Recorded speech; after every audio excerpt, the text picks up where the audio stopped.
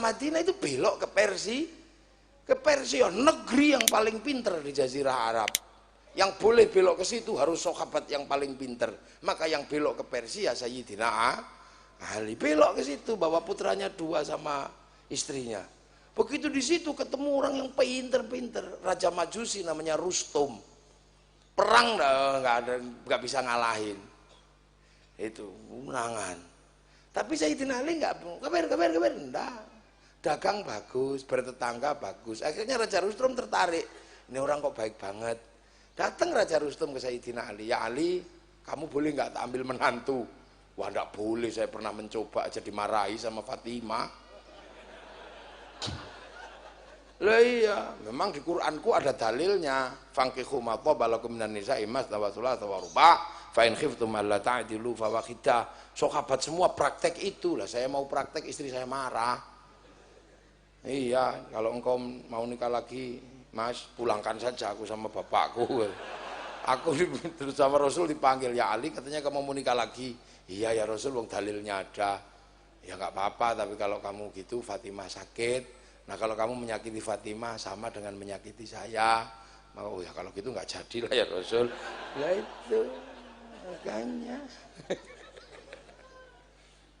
Ya sudah kalau gitu terus siapa? Anakku aja deh, si Husain. Ambil, akhirnya Sayyidina Husain diambil menantu sama Raja Rustum. Lahir Sayyid Ali Zainal Abidin. Nah begitu orang Majusi ini jadi besanan sama Sayyidina Ali, masuk Islam.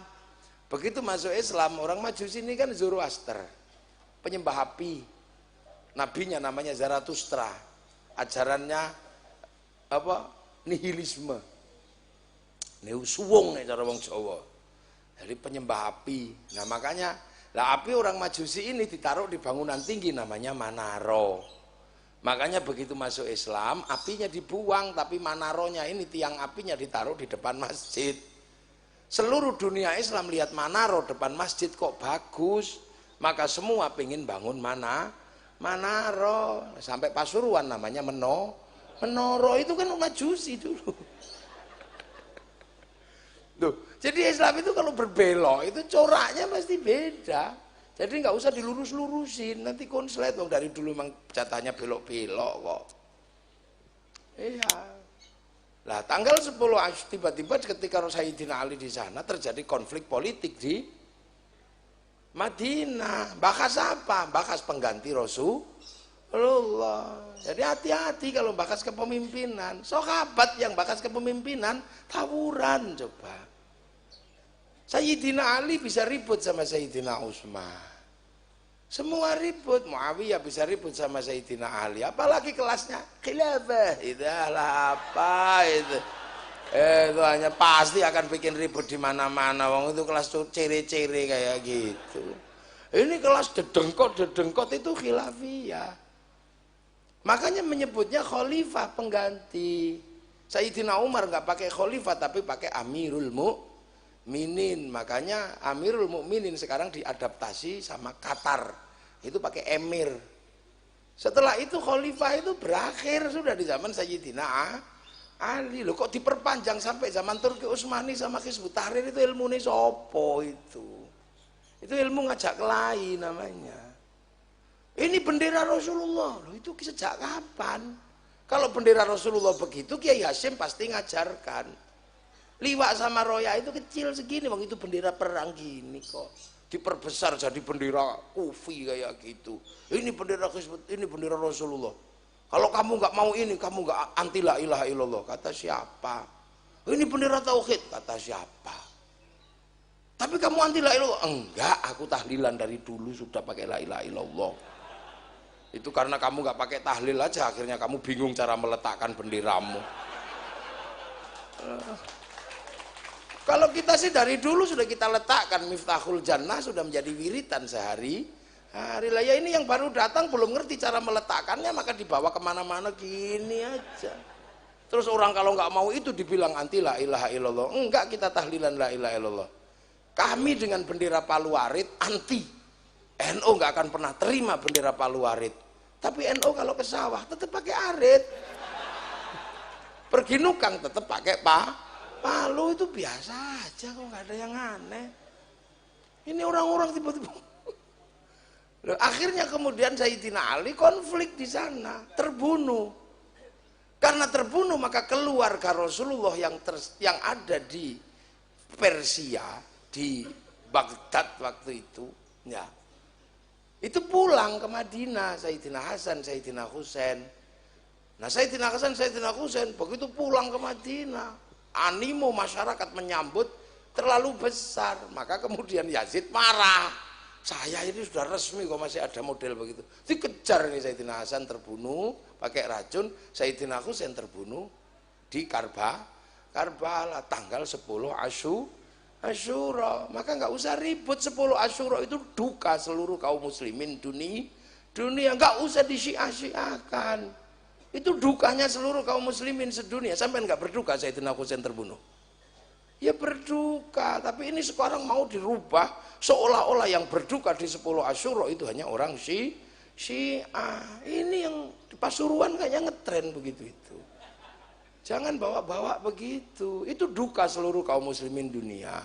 Cuman orang Persia dukanya terlalu dalam karena keluarga, maka melukai diri. Itu cara wong Jawa belopati namanya. Jadi nggak usah heran, itu kita di sini aja berduka sampai sekarang kalau bulan Asyura. Makanya kemudian para pendiri Islam di Indonesia, pembawa Islam menyebutnya bulan Suro. Bukan Asyura kepanjangan, makanya Suro gitu aja. Orang Jawa kan gitu, ngambil di pojoknya aja. Zainal Abidin Bidin. Nah itu. Orang sini nyebutnya buntutnya aja Asyura Suro. Zainal Abidin Bidin, Zainal Arifin Ipin, ini biasa. Muhammad Mat, nah, orang Jawa kan gitu. Makanya saya pernah punya tamu dari Pasuruan, namanya Mat Ali sama Mat Karim. Saya tanya, kamu siapa Mat? Namamu Mat Ali ya? Nah ini Mat Karim. Mat itu Muhammad. Orang Jawa biar mudah Muhammad jadi Mat. Jadi Muhammad itu namamu, bukan Mat ya. Oh iya Kiai, terima kasih. Saya baru tahu kalau Mat itu dari Muhammad. Oh iya. Rumahmu mana? Itu di Pasuruan ya. Di mana? Belakangnya Muhammad Rosa gitu. Ya ini madrasah ya madrasah gitu aja, nggak usah pakai Muhammad Rosa. Nah itu makanya bulan Asyura di Jawa namanya bulan Suro atau Surah. Lah makanya orang Jawa itu kalau bulan Suro itu nggak mantu, karena menghormati apa bulan duka, nggak nikahkan anak. Di Jogja keliling beteng 7 kali tidak pakai ngomong, ini bulan duka, nggak usah banyak mulut. Di Solo muter beteng dapat kebo, taek kebo, ini bulan duka, jangan bersolek. Loh ini ajaran para wali awal. Tapi kita yang nggak ngerti, alo-alo orang Jawa mempercayai bulan Suro itu karena tahayul terhadap Nyi Ratu Kidul Mantu. Nah ini kan kadang yang nggak ngerti, bahkan yang santri pun ikut-ikut alo-alo begitu. Bahkan ada para habaib yang lantang meneriakan itu. Ini benar-benar sudah nggak ngerti sejarah nenek moyangnya, sama dengan alo-alo NU, nggak ngerti sejarah nenek moyangnya ini. Ini yang mesti diingetin bareng-bareng. Nah yang alo-alo pertama Nyi Roro Kidul Mantu itu siapa? Itu orang Belanda, aslinya orang Jawa, namanya Ngabdullah. Ngabdullah itu orang bakaran padi sana, miskin nggak kuat, ikut Belanda, akhirnya berubah namanya Kiai Tunggul Wulung. Nulis 2 serat, 1 serat Sabdo Palon Noyo Genggong, yang 1 Darmo Gandul Gatoloco. Sabdo Palon Noyo Genggong menjelaskan bahwa yang nyerang Majapahit adalah Raden Fatah. Dibalik, padahal yang menyerang Majapahit itu Girindrawardana, Raja Kediri. Girindrawardana ini keturunan Jayakatuang yang dendam sama Raden Wijaya. Brawijaya 5 keturunan Wijaya. Raden Wijaya membunuh Jayakatuang. Jayakatuang yang bunuh Kertanegara keturunan Kenarok, karena Kenarok membunuh Kertajaya Raja Kediri tahun 1222. Ini dendam antar nenek moyang. dibalik. Lah kemudian bikin serat namanya Darmo Gandul Gatholoco. Darmo Gandul itu meng nrimo gandul telur 2 itu. Gandul di mana? Di Gatholoco. Gatholoco itu gadul melonco ini. Mereka alo-alo orang sunat itu nggak ada kulitnya, makanya gadulnya melonco. Maka Darmo Gandul itu meng nrimo gandul di gadul melonco. Maka Gatholoco Darmo Gandul hidupnya bisa sempurna kalau ketemu Dewi Perjiwati. Nah, Farji itu kan serat porno. Kita nggak pernah mau mengkaji itu, tapi lantas ikut-ikutan ini karena Ciroro Kidul mantul. Ini ajaran Islam awal. Makanya kadang ini Syiah, hati-hati, waspada. Syiah masuk ke Indonesia, nanti akan jadi Syiah itu adanya di sana, di Iran sana loh. Kalaupun jadi besar di sana, kalaupun ke sini ya nggak akan jadi besar. Wong buah kurma dari Arab ditanam di sini aja tumbuh, cuman nggak berbuah. Jadi kulturnya beda. Hati-hati, lagunya Haddad Alwi itu Syiah. Bikin lagu Ummi itu lagu Syiah. Lagu itu di sini lebih parah ada, tapi bukan lagu Syiah. Indong itu bukan lagu Syiah, tapi parah. Aduh Siti Aisyah mandi di kali rambutnya basah, tidak sembahyang tidak puasa, di dalam kubur mendapat siksa. Siti Aisyah di dalam kubur mendapat siksa, tapi itu bukan Siti Aisyah istri Rasulullah, ya Aisyah yang lain kalau di Indonesia. Fatime Jande Kaye gitu ya, bukan Siti Fatimah Sayyidina Ali. Itu Indonesia kok. Nggak usah kaget. Nah, Allah aja berubah jadi pangeran sampai sini kok. Nanti kan nyampe. Jadi makanya terus orang Syiah di sana sampai marahnya kayak begitu, siapa juga yang nggak marah? Cucu Rasul dipenggal gitu, coba. Jadi kalau kemudian ada Rafidhah, ada Ghulat, itu di sana, nggak usah ribut di sini. Itu konstelasi politik yang terjadi di Persia karena terbunuhnya Sayyidina Husain. Biarlah Liverpool yang bal-balan, biarlah AC Milan yang main bola, kita nggak usah sibuk jadi supporter di sini, nggak ada gunanya. Itu aja. Makanya santri-santri, kiai-kiai mana mau diajak anti Syiah, kata kiai, kata salah, udah deh sana. Berhubung NU nggak ikut-ikutan, ya itu hilang sendiri isunya. Begitu kan Kiai Idris? NU itu paling besar, karena kalau NU nggak ikut-ikutan, selesai apa sih? Anjing halal, kurang enak apa? MTA mengatakan anjing halal, tapi kenapa anjing masih banyak? Ya karena nggak banyak orangnya. Coba kalau NU yang halalkan anjing gitu. Cari anjing hari kedua udah nggak ada itu anjing. Jadi bergeser Islam itu. Yang 6 sama 5 itu nggak berubah, tetap geser. Kemudian keturunan Rasulullah nggak tahan hidup di sana karena situasinya sangat sulit. Maka Sayyid Ali Zainal Abidin menjauh, sudah nggak mau turut campur di sana. Saya nggak akan urus turut campur politik. Punya putra namanya Sayyid Ja'far Shadiq. Sayyid Ja'far Shadiq sudah nggak mau, udah. Apalagi Sayyid Ja'far Shadiq ini, punya putra Sayyid Bakir. Sayyid Bakir punya putra Sayyid Ja'far Shadiq, udah nggak mau urus, udah ini tarik pada ruwet, aku tak jaga ajaran kakek moyangku aja. Maka Sayyid Ja'far Shadiq udah nggak ingin hidup di Arab, ingin keluar dari Arab. Curhatnya bisa kita baca, curhatnya Sayyid Ja'far Shadiq. Allahumma sholli ala Sayyidina Muhammad wa ashghili dhalimin bidzalimin. Ini coba dhalimin bidzalimin wa akhrijna min bainihim. Aku keluarkan dari situasi seperti ini salimin. Kira-kira keluarkan dengan selamat. Wa ala alihi wa sahbihi ajma'in. Memang keluar.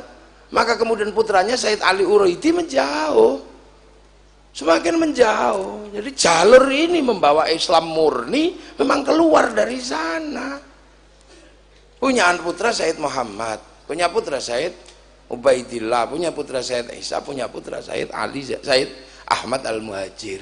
teruskan putra Said Alwi, Said Muhammad, Said Alwi, Said Ali Khalid Qasam, punya putra Said Syakib Mirbat, punya putra Said Alawi Amil Faqih, punya anak Said Abdul Malik sampai Mongol, punya anak Said Ahmad Jalaluddin sampai Campa, punya anak Said Muhammad sampai Pase, punya anak Sayyid Jamaluddin Al-Husaini Al-Kabir, sama masuk tanah Jawa. Karena wong Jawa ilate hono coroko, maka Sayyid Jamaluddin Al-Husaini Al-Kabir keluarnya Syekh Jumadil Kubro. Loh. Itu yang beliau katakan tentang dzurriyyah yang dari sana. Ini Islam di sini, ini yang bawa itu keluarga Rasulullah. Islam dari jalur dalam di Indonesia itu.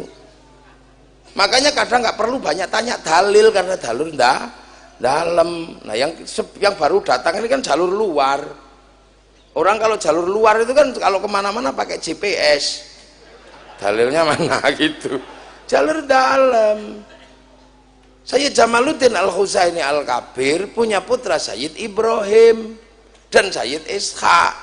Sayyid Ishaq pindah Gresik punya putra Sunan Giri. Sayyid Ibrahim punya putra namanya Raden Rohmat Sunan Ampel. Nah, sudah. Nah, Sunan Ampel punya putra namanya Sayyid Maktum Ibrahim Sunan Bonang, punya murid yang paling dikasihi namanya Raden Syahid Sunan Kalijogo. Punya murid penerus namanya Sunan Geseng. Punya murid calon raja yang tidak boleh jadi raja karena harus meneruskan ajaran kewalian, putra Joko Tingkir namanya Mbah Abdul Halim Pangeran Benowo. Punya murid Mbah Sambu, punya murid Mbah Sambu ini akhirnya nurunkan jalurnya ke Mbah Hamid ini. Punya murid Kinasi Mbah Jabar, punya murid Mbah Sufyan, dari Mbah Sufyan meneruskan muridnya namanya Mbah Abdul Halim Boyolali, punya murid Mbah Abdul Wahid Solotigo, punya murid Mbah Khairon utawa Mbah Gareng, punya murid Mbah Asy'ari, punya putra Kiai Hasyim Asy'ari, pendiri Jamaiyah Nahdlatul Ulama. Tuh sampean